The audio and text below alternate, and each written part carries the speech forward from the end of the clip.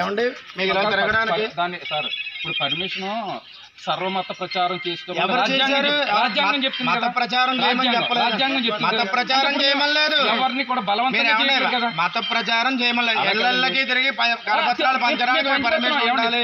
కావాల్సిన తీసుకుంటారు. అవన్నీ కాదు మానేడు, అవన్నీ వదిలేండి.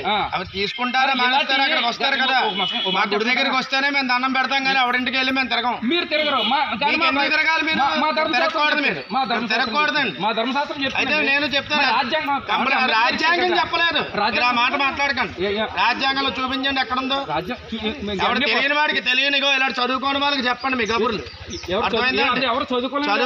మీరు ఉన్నారు, వీళ్ళు ఎవరు చదువుకోలేదు. కాబట్టి వాళ్ళ దగ్గరే చెప్తారు, నాలాంటి వాడితో మాట్లాడలేరు.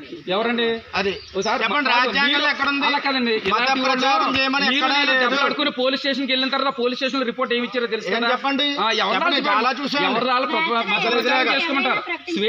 స్వేచ్ఛ ఉందండి. మతాన్ని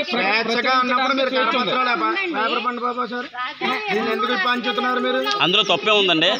అందులో తప్పే ఉంది. అందులో తప్పే ఉందండి. అందులో మందు ఏమైనా తాగమని ఉందా? అందులో తప్పేమైనా ఉందని చెప్పండి. ఇప్పుడు అందులో చెడు బొమ్మని అయితే ఏం లేదు కదా. అందులో చెడు బొమ్మని అయితే ఏం లేదు కదా. మత ప్రచారం కాదు.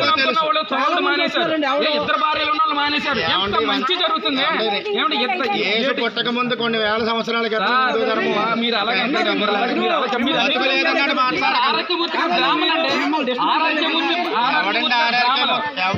వచ్చారండి. అవన్నీ మాట్లాడారు కాబట్టి పర్మిషన్ లేదు. ఇలా తిరగడం కరెక్ట్ కాదు. ఇది ఎంతవరకు మీరు కంప్లైంట్ ఏం చేసుకోండి మేము తిరుగుతాం. ఇది కరెక్ట్ కాదు.